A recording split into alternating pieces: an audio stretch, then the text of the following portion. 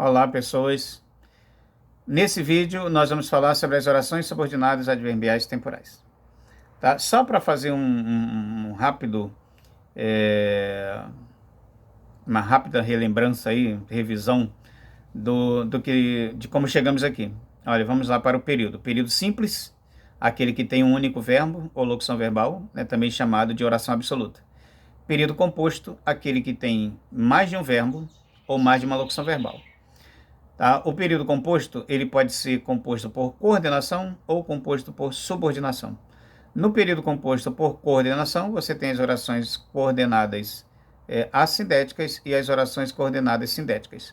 No período composto por subordinação, você tem as orações subordinadas substantivas, adjetivas e adverbiais. Eu escolhi começar pelas adverbiais porque são as mais simples, as mais fáceis, na minha concepção, de serem compreendidas. Elas fazem o papel de advérbio. Na verdade, assim, é um advérbio, né? Só que ao invés de usar uma palavrinha, que funcione como advérbio, eu uso toda uma estrutura oracional, que funciona como esse advérbio. Então eu faço a mesma classificação.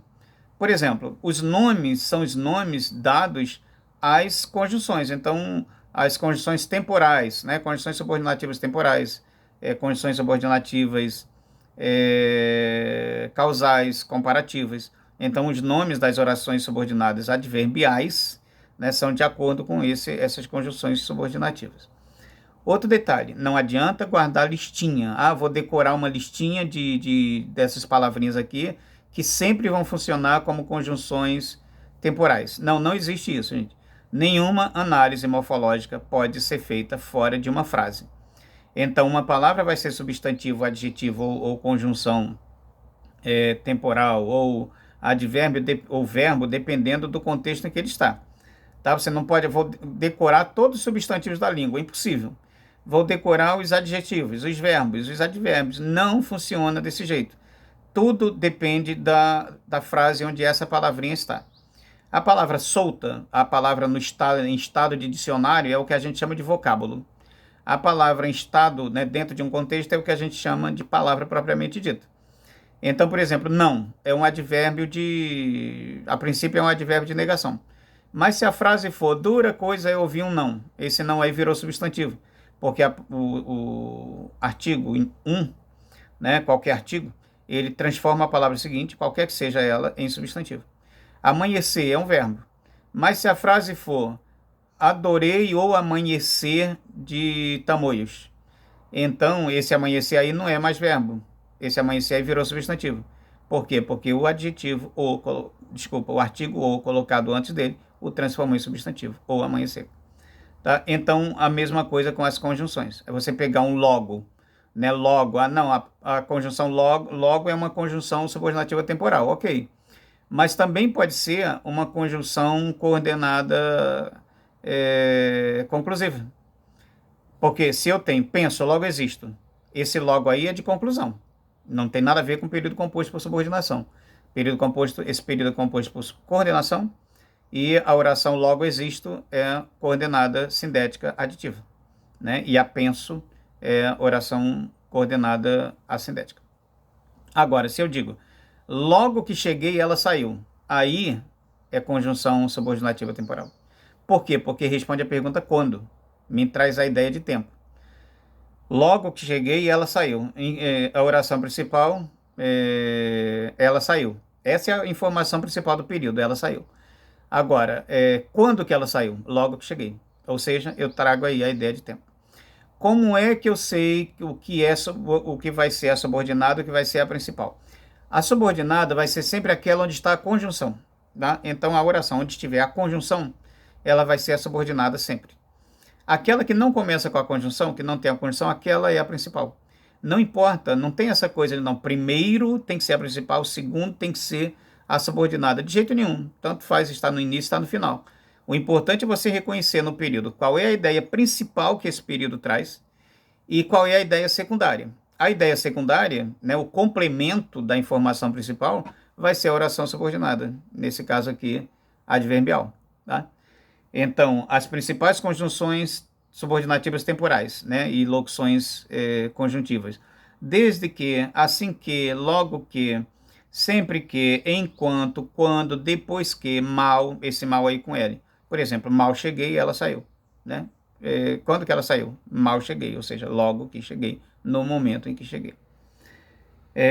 Enquanto todos dormiam, a casa foi invadida. Tá, como é que eu faço a separação? Porque a gente separa essas orações para organizar, né, dentro do período, usando barrinhas. Então, como é que eu sei onde colocar a barrinha? Sempre depois de vírgula e antes de conjunção. Se o período tiver vírgula e conjunção, é só você colocar entre uma e outra, ou seja, depois da vírgula, antes da conjunção.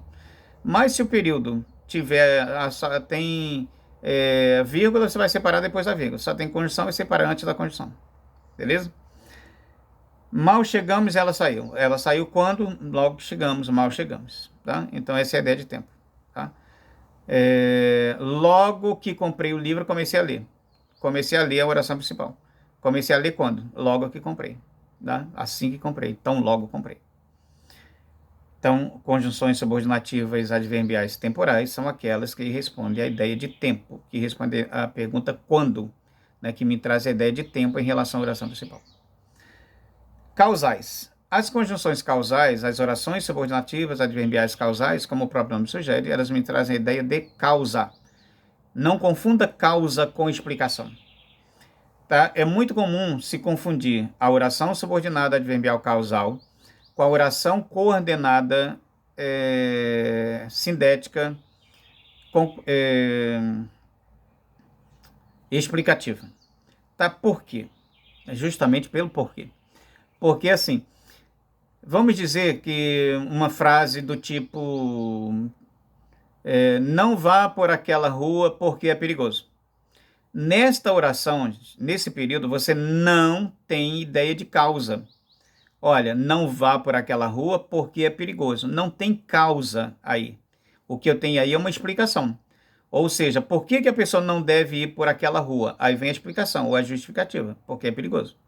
Tá? Então, nesse caso, eu tenho um período composto por coordenação, em que o não vá por aquela rua é a oração coordenada assindética, e porque é perigoso é a oração coordenada sindética explicativa. Eu tenho apenas uma explicação. Agora, se eu tenho o período não podemos sair de casa porque chovia muito. Então, observe aqui, tudo bem, eu tenho uma explicação, eu não deixei de ter explicação, né? Estou explicando por que eu não saio de casa. Agora, eu tenho aqui, nitidamente, com toda a clareza do mundo, uma ideia de causa. Ou seja, o que me impediu de sair de casa? A chuva. Tá? Eu tenho uma causa. Então, aqui eu tenho... Cadê onde eu estou? Não podemos sair de casa é a oração principal. Tá? Agora, por que não podemos sair de casa? Porque chovia muito. Então, a chuva é a causa de não sairmos de casa.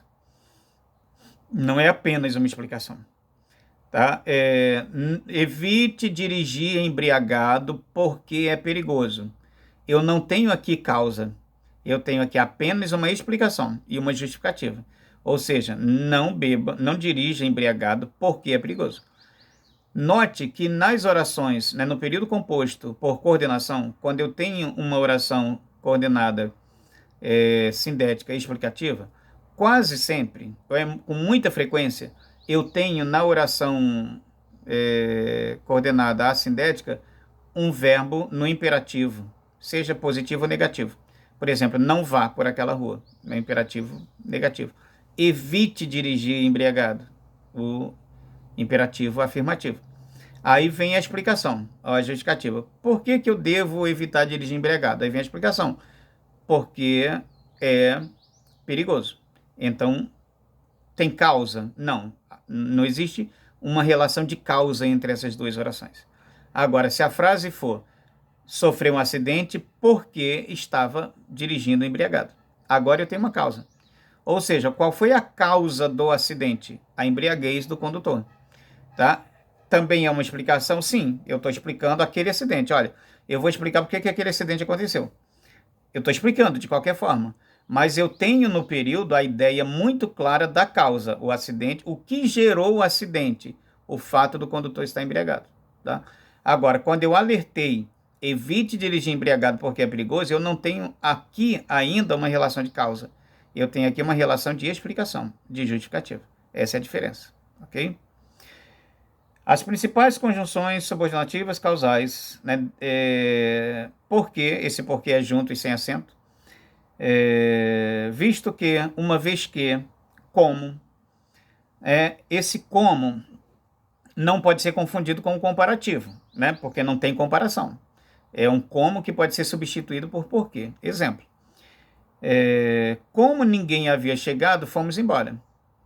Fomos embora é a oração principal. Agora vamos investigar a causa. Por que que fomos embora?